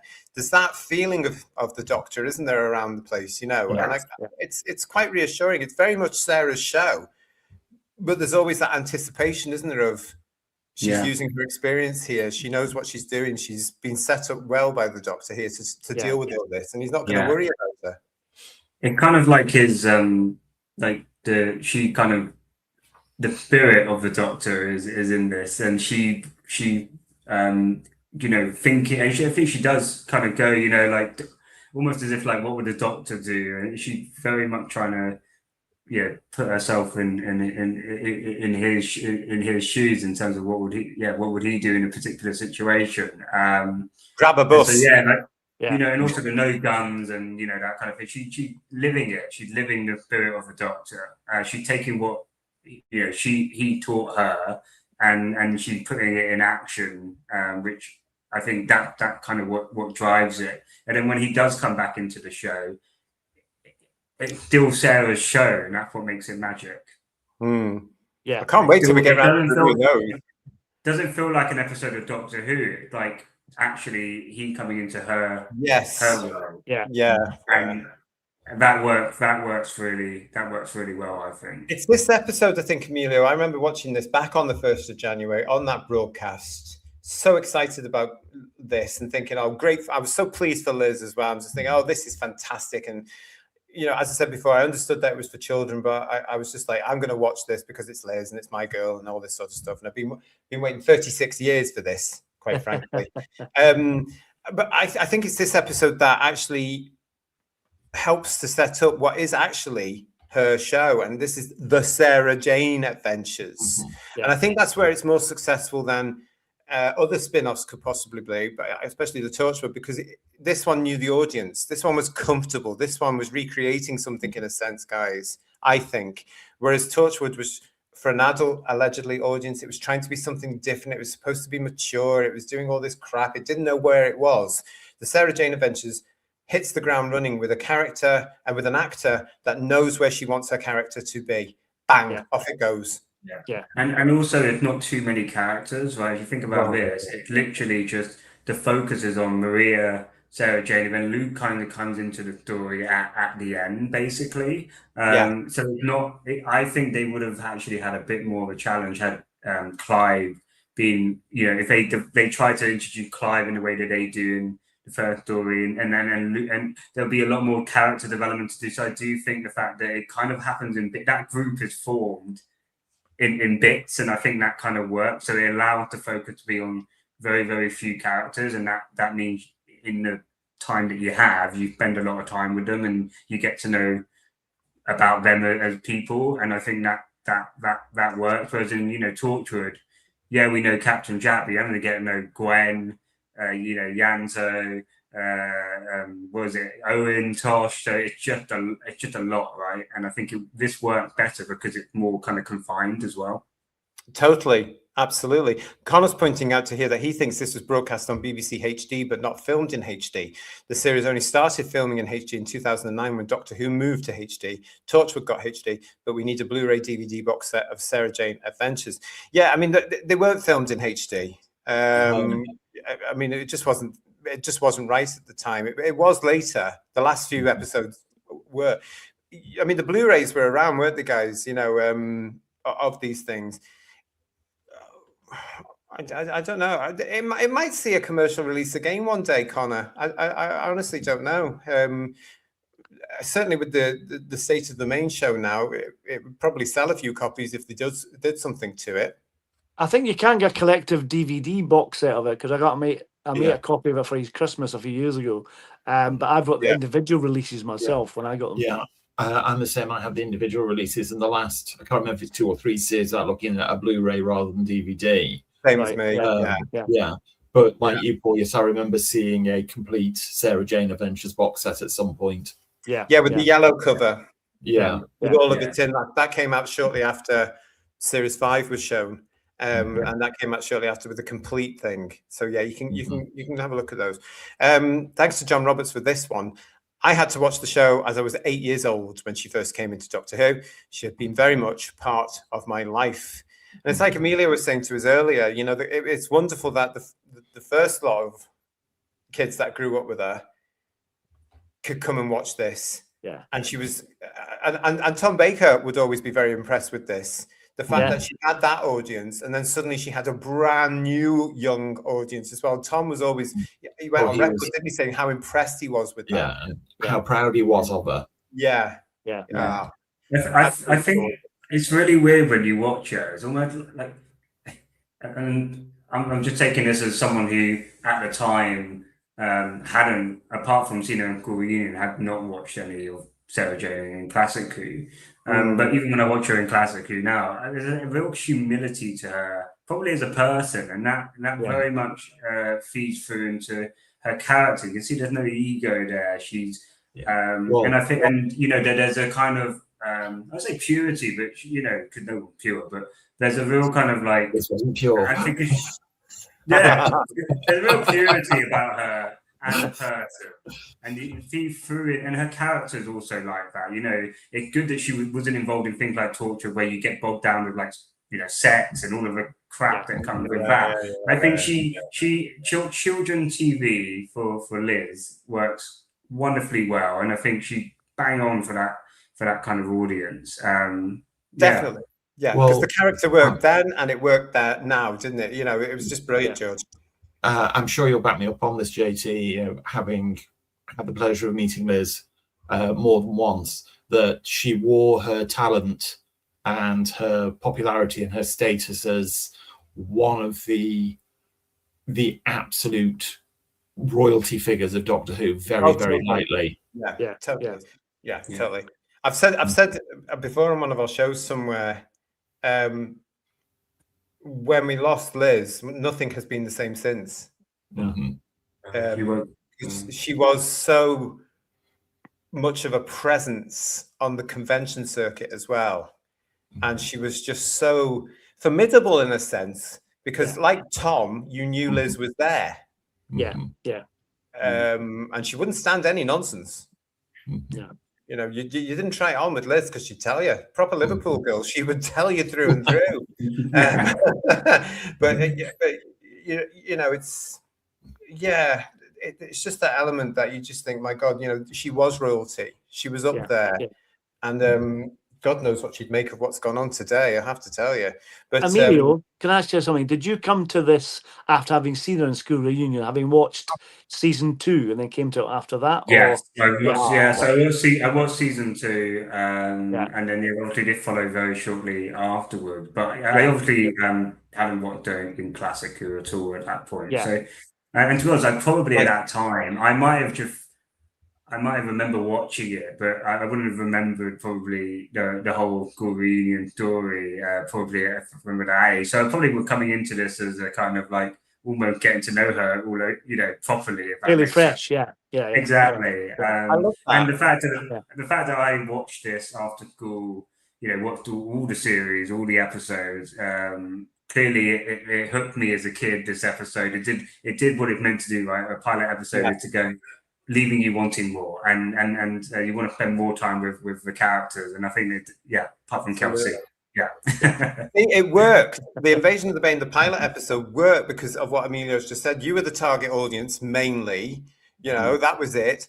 They were coming off the back of a hugely popular School Reunion episode in Doctor Who. It worked. The way they planned it worked. Bring Sarah into that episode there for several reasons. One, to say, this is Sarah Jane Smith, and isn't she fabulous? She's going to get her own series. Secondly, to prepare the way for the ending of Rose. Very clever. And then you get this, and there's the audience going, oh, I want more of this, because they've changed that tone slightly. Familiar, but not the same. They could learn a lot from the Sarah Jane Adventures, definitely, without a doubt. It bloody could. And I think a lot of the time it's going to be, I'm going to say this. I think a lot of Gareth Roberts's element comes into this as well. On that point as well, I also just want to say, my, don't things change? The whole gag about the male Bane not going into the female toilets. I think that's quite I picked up on that. Yes. When I watched it earlier. You know who wouldn't allow that today? That might get sliced if it was ever presented on a new Blu-ray edition now. You can't put that in now. That's phobic. You can't have that in. But I laugh at that now with a wicked, perverted chuckle now. Just to say, oh, you used to know, didn't you? Oh, yes, you used to know. Wink, wink. Yeah, exactly, you hypocrite. But it is quite funny. The irony of that is incredible. Absolutely incredible. I also just want to mention, because I have to, after all these years, please, please, please, and I'm probably going to return to this as we go through these series, but I have to get off my chest. I cannot stand Maria's mother. No, I'm not keen either. No. What a horrible cow. Yeah. It's all but about. You know what? It works though. As a kid, you really dislike it. Yeah. You just, but it kind of meant to show the bond that Maria has with her dad Alan, and I think that's and that definitely developed, and it's really beautifully realized in the series. And again, it's refreshing to see a father-daughter relationship that's really close, and the father taking on the responsibility.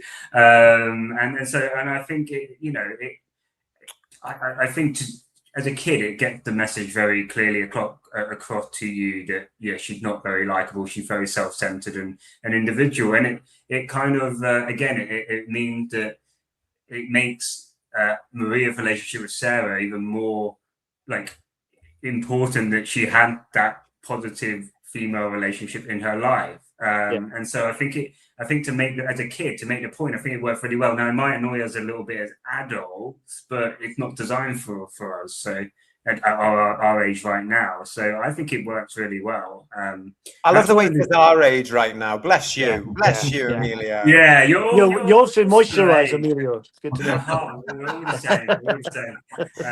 But what I'm going to say, one of the beautiful things about this series is actually how you write the kids. And kids it's so easy to write kids that are just terrible. And we've seen that in Doctor Who. You know.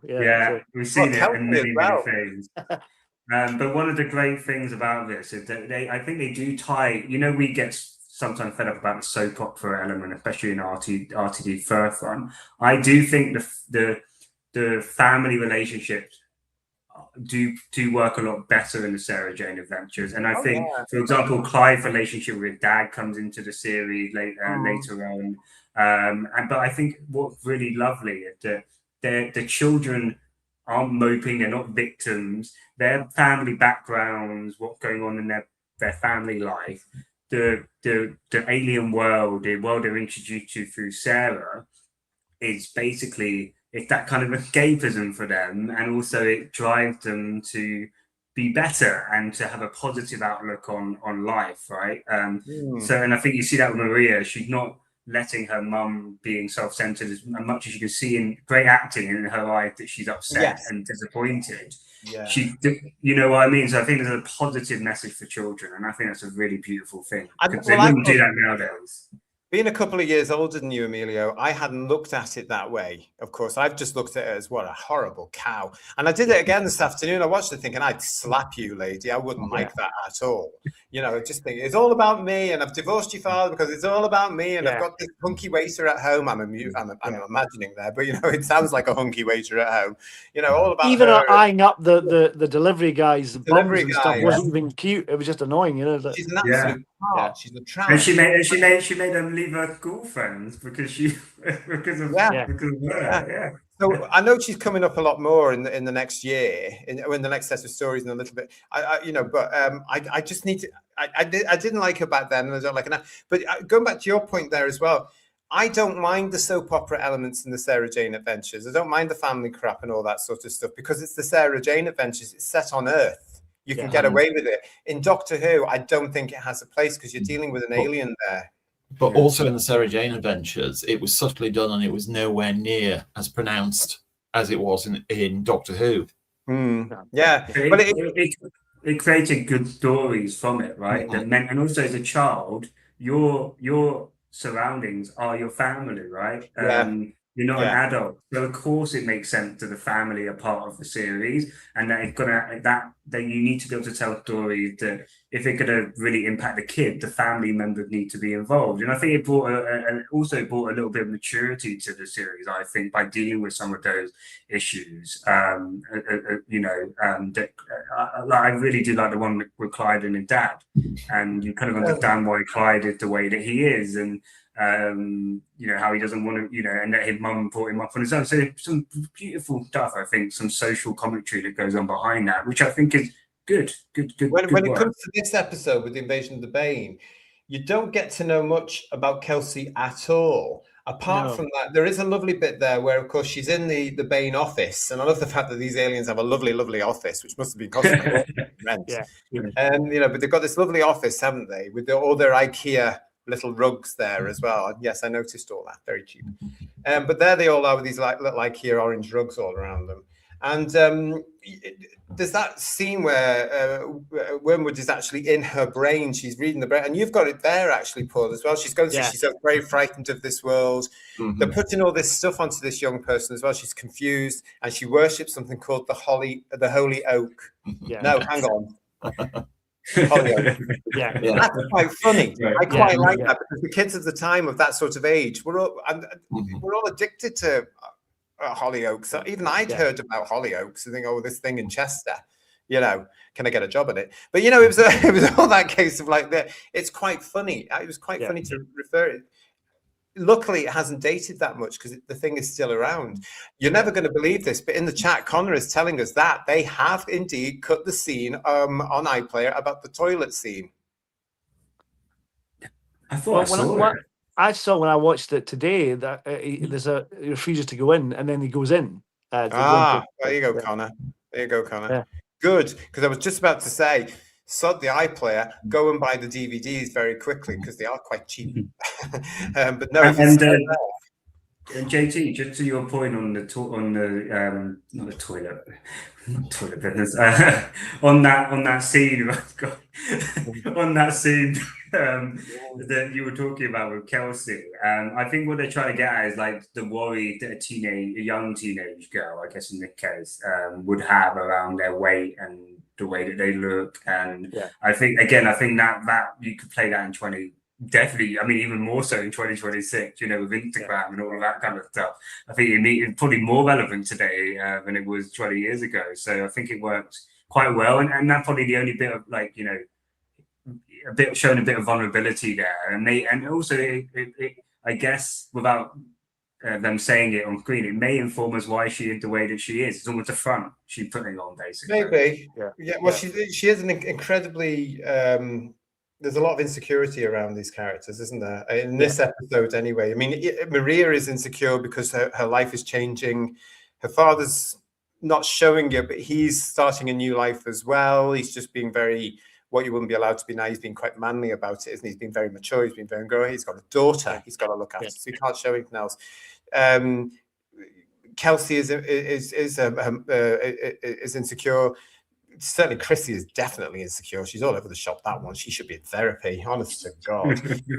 It's setting up here. There's a couple of comments, guys, here. Steve Braddock is saying to us, I loved how Sarah's defenses came slowly down as she got involved with the kids, and then it reawakened her wonder through them of the universe. It's lovely.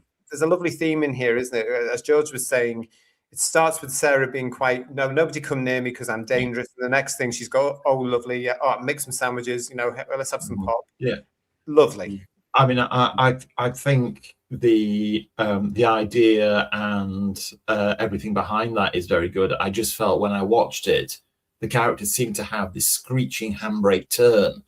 Yeah. And it didn't play out in what would be the correct amount of real time. Yeah. Right. Yeah. Yeah. I think if she had in the factory, had she met maybe Maria a little bit earlier, maybe that would have potentially helped to see her like be around the kid a little bit more before she then make that change. Maybe that would have probably been maybe a little bit of the solution to that, George, because it's it kind of happens. I mean, it was a very minor point. I didn't sit there and think, well, that's that ruined now or anything like that. I just felt that, that was a very quick leap. Yeah, there's a lovely moment in the factory where she says, "I told you not to come," and she said, "I'm glad I came," or whatever, and that's very much like the Doctor and Rose, or that kind of relationship that she the Doctor and Sarah. Yeah, exactly. So that was very nice. That Doctor companion moment, kind of thing. There are elements of Invasion of the Bane where I can't help myself thinking about the Time Warrior, because everything's reversed. In this case, Sarah's the lead, and you've got Maria being Sarah when she first meets the third Doctor. Yeah, there's it's in a sense there's a sort of happy, for me, there's a sort of happy reversal of everything here, which I quite like. It's quite good. I just want to mention as well, the other brilliant thing about that toilet scene is it actually it shows how Maria and Sarah are very similar, because Maria says we'll be safe in here for a little while, and Sarah thinks the same thing. Yeah, and I quite like that. What are you doing in here? But the other thing about that toilet scene, which again wouldn't be done today, shamefully, is again without picking up a sledgehammer and hitting you in the face with it. It's saying to a young, impressionable audience, there are boundaries. You respect those boundaries. Yes, exactly. Which have now gone out the window completely, haven't they? It's down to parents now to reintroduce those boundaries. Not all the parents are doing that because they're too liberal. Steve Andrews is saying I hated the family drama in Doctor Who, but I didn't mind it in the Sarah Jane Adventures. I'm exactly the same, my friend. And Hartnell's Ghost is saying, at Emilio, our age, my monthly treat is waiting for my DWP pension and weekly highlights of Who's Views, of course. I know he's been very kind there, isn't he? You've all that to look forward to, Emilio. You're fine. Long time away. We've got this from, is this Claire Diaz? Claire Diaz, 250. Good to see you. Hi all. Hello. I saw filming for the Sarah Jane Adventures, the main show, a lot. My dad worked as a manager for a DIY and decorating shop, and their crews came in for paint and materials often. I also saw the filming for Doctor Who Series 1 Bad Wolf first, though. Oh, that's a lovely memory for you, isn't it? That's fantastic. Yeah. I love all those exterior scenes in Invasion of Bane are really nicely done, actually, as well, because you do get that feeling of Sarah's made it here. She's comfortable. She's okay. She's got this massive big house. She's living across the... it's a nice little... And it also, in a sense, as well, I remember thinking at the time saying, I mean, it's different now in the short space of time. I remember thinking, that's a lovely way to sell Britain. Abroad. It's a very kind of... I mean, I know it's filmed in Cardiff. It does a great job of making it look like it's Ealing, where it's set in West London. But it got that real kind of cozy, homely feel to it. Just the street and the way it is. I think it's great filming. Like in terms of filming location, I think it's a brilliant choice. I think it works really well.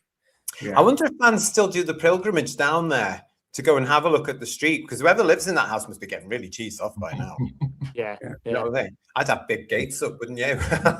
People still take pictures outside of it. I've seen over the years. Right. Yeah, people that just maybe they don't go. Some people may not go there deliberately, but they spot it and they recognise it. It's quite recognisable actually as a house. Well, it's become iconic in a sense, hasn't it, to an entire generation? That just as that's where Sarah Jane lived. It's nice, and that's Bannerman Road. Yeah, that's the house she wanted in the Five Doctors she never got. Yeah, exactly. Yeah. Well, it must have been more to Liz's liking because it was signed off. Yeah. Remember, she was really annoyed about the house she got in the Five Doctors. That's not Sarah's house at all, she thought. Remember? Yeah. I don't know why. I never really asked her about that because it's only fleeting and it seems to be a nice part of wherever she was. I mean, it could have been downtown Hampstead. No, but it's always fun, isn't it? I mean, for me, I have to say, one thing I would also say to Sarah Jane Smith is lock your back gate, for heaven's sake. Yes. Come on. Yes. Spend $2.99 on a bolt. Woolies was still around back then. Come on, girl, what are you doing? I mean, that hand that comes around the side through the laurel bushes. Excuse me. That could be any time of the day or night. Pardon me. And you've got all that stuff in there. Please, Sarah, what were you doing? K9, please pop off to B&Q. Thank you very much. Don't mind black holes and everything. I need a look for my game. Yeah, she's not got Beware the Dog sign anymore, has she? That's the thing. Yeah, but that scene, I just thought that is just typical. I mean, I think it could have been a little bit more dramatic rather than the very cheap hand around the corner, undo the bolt. That again, it's for the kids. I get it, but even some of them must have gone, really. What? Yeah, come on, that's not very realistic. Says Colin age 7. Yeah. Dear BBC, in crayon, like a lot of them were. But yeah, I mean, it's just there are some lovely points in it, isn't it? You know, and just fantastic stuff about this story. And it for me, it's a great way. Invasion of the Bane is a great way to launch what was to come, because you can see the potential in this one episode. Yeah, you know, and I remember thinking that, I don't know about you guys, but I remember on that day, back on the 1st of January 2007, when it ended with that lovely line that Liz delivers beautifully, I remember thinking, oh, come on, there's got to be more. Yeah.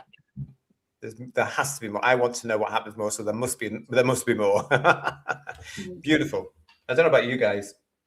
No, it really has potential for a series, and I'm glad they managed to get 5 out of it, or 4.5. I mean, I may be misremembering, but I seem to remember that I was aware that it was going to a full series before the pilot went to air. I don't know if it leaked or it was announced. I don't remember it at all. I remember being aware there was a full series in production. You must have heard, because I remember Liz saying something along the lines of she had everything crossed, because obviously backstage she would say, yeah, I'm doing it, come on, we're going to do that, but you're not allowed to mention anything about it on stage, because it's still in the negotiations, like when we were doing our thing, and it's going to be this, and then hopefully we're going to be shooting next year, and blah blah blah blah blah blah. And that was fine, and that's where I left it. I knew there was the pilot in the can and developing. I didn't know anything, and I didn't know when it was going to come back or when it was going to go shoot. I don't remember anything really in Doctor Who magazine saying it's going to lead to a series. That might just be me. I don't remember it at all. Can you remember how many episodes is in series 1? There are so many. 1, 2. I think it's about 8, isn't there? Well, 8. Yeah, I think, yeah. 42 parts. Yeah, something like that. Connor's saying to us here, it was going to be a full series before the pilot. It was greenlit, but they needed to wait for scheduling filming because Torchwood Series 1 and Doctor Who Series 3 at the time. Oh, that's the other reason she wouldn't have said anything, of course, because she wouldn't have known what she was going to go in, if at all. Because these things can change like that. Yeah. You know? And John Speed saying, I love Sarah Jane's car. It was very Bessie. It's iconic, that car, because even when I've seen that car around, you know, over the last 10 or whatever so years, and you know, my first thought is Sarah Jane's car. You know what I mean? It's a Nissan Figaro. Yes, it is. Yeah, and it got sold in an auction. They sold the thing off, didn't they, a few years back? Wow. So the actual one might still be out there on the roads these days. Is it? I mean, Liz couldn't drive, could she? No, she could, but she absolutely hated driving. Right. Quite funny. Here we go. She did a lot of driving on the series, did she? She did. Yeah, but look at the way it's edited together. You'll get a close-up of her getting in the car, turning the key in the ignition, and then it'll cut to a long shot of the car, and you know, I'll bet you £1 to a penny it's somebody doubling for Liz doing the driving shots. Yeah. Steve Andrews and Dalek Shalom, thank you both for saying it's 10 episodes in this series, and thank you. Nice. We are going to be looking at them here on Who's Views, because next up, of course, is Series 1, Episode 1, Revenge of the Slitheen. We're going to be talking about that, so stay with us here on the channel. Make sure you're subscribed. If you're already subscribed, make sure you are still subscribed, and give us a thumbs up for this, and give us a hype, because we do love a hype here, don't we, guys? Oh, we do indeed, yeah. Almost as much as the Sonic lipstick. Almost as much as the Sonic lipstick. Speaking of which, if you are familiar with us and you are a regular here on Who's Views, you know that in our reviews we do scores out of 10. And this show, we still are.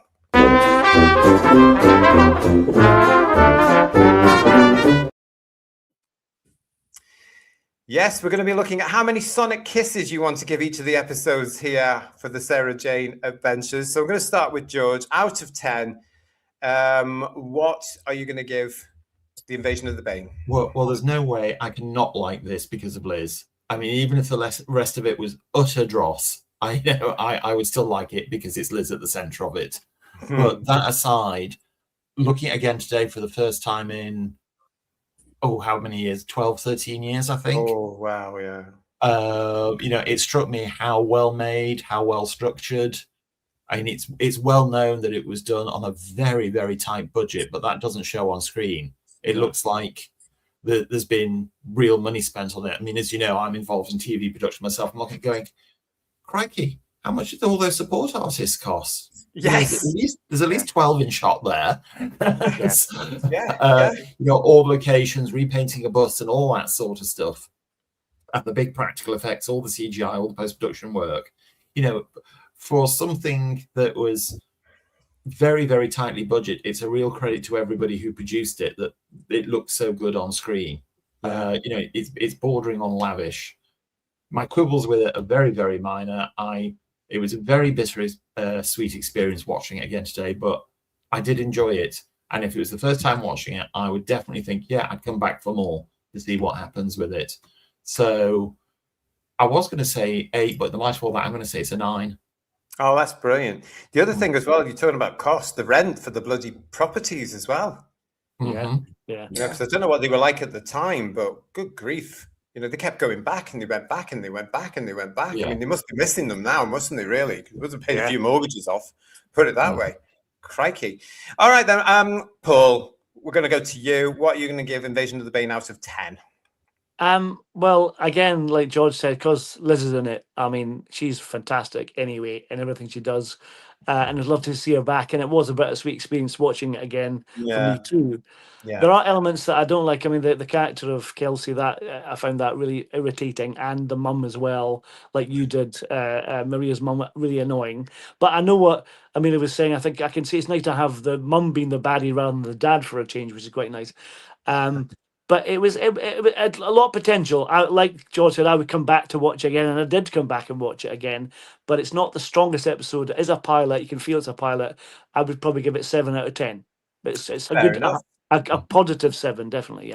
Yeah. Well, we said that in the show, isn't it? I mean, hold on to your hats, because as Dalek Shalom is saying to us here in the chat, guys, I'll watch them for the first time before each review show that we do. Wow. How wonderful. Right. How wonderful. All right, then, Emilio, what are you going to give Invasion of the Bane out of 10?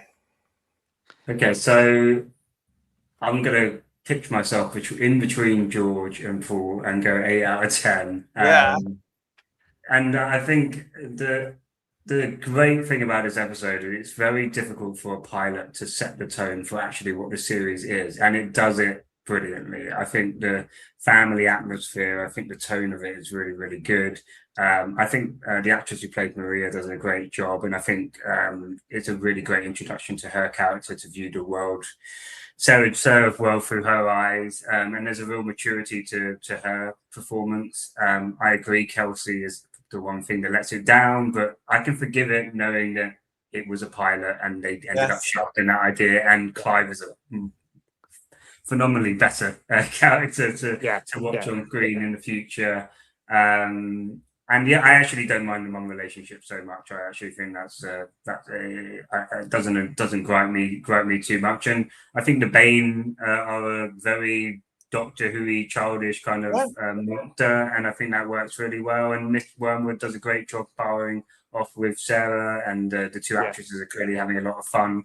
So overall, it does, for a pilot, it does what it does. I would say a very good job, and that's why I give it 8 out of 10. I just think, I agree with Paul, it's not the best episode of the Sarah Jane Adventures. And if I was just rating it as just on an episode on its own, I probably would just give it a 6 or maybe 6.57 out of 10. But because it's a pilot and what it had to do at that first episode, I think that's what elevates it to an 8 for me. Fair enough. Thank you for putting all your scores in the chat. Going to come to you in a second. I like this one from Jess Coburn about where we're going next in the series, of course, episode 1. Ooh, that'll be a gas. See what you did there, Jess. See what you did there. Revenge. Just when you thought she's the last of the farting, So I'm going to argue, though, when we look at it, it works better in Sarah Jane than Doctor Who, for obvious reasons. For myself, for my score on this one, I was thrilled to see Liz back on screen. It's Liz that I watched it for, obviously. Also for the fact, as I said, I've been waiting 36 years to find out what had happened after K9 and Company. This was the series I would have loved when I was 11, back in 1981, and the one we were robbed of. Thank you, BBC. But here it is at last. Although I'm looking at it now as an entirety, and as I've said here, this is not one of my favorite episodes. I think there are stronger episodes, but it's a great pilot, and I think it sets it up beautifully, as I hope has come across in this show. I'm going to give it an 8. I'm going to give this one an 8 because I think there's stronger episodes to come. So yeah, brilliant. Let's get into the chat then and see what you guys are saying, all you lovely Who viewers. John Roberts is saying to us, a Sarah-tastic 9.5. That's a brilliant one to start off with. Thank you very much for our first sonic kiss there. Thank you, John. Darren Reed is saying a bright, engaging start showing acres of promise, 9 out of 10. Connor is giving it a 10 out of 10. Jess Corbin is also giving it 10 out of 10. It was simple but entertaining, family fun. Noel Thrussell, 9 out of 10. Jason Parker, 8 out of 10. Steve Andrews, 10 out of 10. I can't help but smile about this. Look at these scores. As I've said before, these scores are fantastic, getting far more than the recent modern crap has done. It's incredible. John, the computer doctor, got to be 9 out of 10. Liz is fantastic. Bill Lowry, 8 out of 10 because that girl was extremely annoying. We don't have to worry about her now. She's never referred to ever again. That's fabulous. Steve Henley, 9 out of 10 from me. Booze Peanut, 9 out of 10. Heretic, you're going to have to watch it and get back to us, aren't you? And let us know. Put it in the comments after you've watched it. Derek Hart is saying 10 because we got our Liz back as Sarah. Brilliant. Brilliant. 9 out of 10 from Hartnell's Ghost. A deduction for Mr. Smith. Yeah, the kids loved it though, didn't they? You know, we saw through it. Yeah. Mud Crab, nice to see you. Crumbs, I've not seen this one for a long time. I have very good memories, but it's been too long to be objective, so I'll sit this one out. Fine. You can go back and watch it now. Don't forget, we're going to be looking at them. Guys, I'm going to be able to tell you as well, Who viewers, it's going to be monthly that we look at the Sarah Jane Adventures. We're going to be monthly. So the next one will be next month in April. Okay, fantastic. But are we doing a complete story, though? We're going to do 2 episodes of a complete story, yeah? Complete story, yeah. We're not going to break it down. So it's the complete story, the 2 episodes put together. Absolutely, for the run of our series. Dalek Shalom has given it 9 out of 10, even though it's written by ideological bitter maniacs. I wouldn't actually say that with Gareth. I don't think he is ideological bitter maniac. I think he's down to earth. He's more on my page, really, for a lot of stuff. Not all, but some. It's the other one who wrote it. We're talking about the other one, probably. Yeah, yeah. So let's forget. We've got. Yeah. I'll just put it again. Written by Gareth Roberts and RTD. RTD gets the second credit, but he does get the credit for creating the Sarah Jane Adventures. Yeah, created by RTD. We have to give credit where credit due. It's the old version of RTD, and you know, there's a lot more to like about the old version. So yeah, I know it's hard, but I try my best when I think about it not to think about RTD today. I just like, okay, I can appreciate what you did before, and I think you've got to give him credit for bringing the idea of the show, but also I think the template of it probably in terms of how it set up is very much from him. Yeah, it certainly is. But I always think as well, and I'll always say, yeah, he took part of the credit because John Nathan Turner did the hard work back in 1980. He got Liz back. He put her with K9. He set the template because this is a continuation. As I said, K9 and Company, 5 doctors, and everything else, school reunion, everything else that comes off the back of K9 and Company, and that first meeting of Sarah with K9 is so important to this series. It's there, whether he liked it or not. It's there. Stephen Braddock is saying 9 out of 10. Only Kelsey let it down. Otherwise, it's pure magic. Julianne is going for television event of the year for me. Oops, Liz, our Sarah Jane was back. It's a 10. Oh, fantastic. A lot better to come. And I loved it, says John Steed. Absolutely. What else we got? Anybody else get any more scores? Any more scores there? Oh, yes. Itogishi is saying 9 out of 10. Sarah Jane returns. Booze Peanut as well saying these Sarah Jane episodes are so much fun to watch. That's the brilliant thing. And by God, we need some fun right now, don't we? Oh, yeah. Yeah. You know? Yeah. And what a great year as well to do it when there's no doctor and there's no show on television. Let's catch up with Sarah Jane. And Connor is asking, what do you guys think of the music of the show? Sam Watts composing slightly different to Murray Gold. I quite like it. Yeah. It kind of it doesn't overpower the scenes. It flows really well. Yeah, I think it's got a good energy to it. It's fun. Yeah, quite. Yeah, overall, I agree with Paul. It's good. It's not overpowering in the same way that Murray Gould does, is it? That's the thing. You've just taken the word out of my mouth. To me, it's the same way as Dudley Simpson used to score for Doctor Who. It complements what's happening on the screen. It doesn't overpower it. Yeah. And I don't mind it either. I don't like the theme tune. I think ours is better, quite frankly. But again, huge thanks to PB, problem being, for our theme tune for this series of reviews. Yeah, but I don't mind incidental music. I think it's nice. And it's weird that it's never been released, is it? It's never been made available to the public. So you can hear it in its entirety. John Steed is coming in here with a Bubblish Hush 8. So yet again, it's done brilliantly. The pilot is done fantastically. 8, 9s, and 10s. Thank you so much, panel. Thank you so much, everybody in the chat. What a result. Yeah.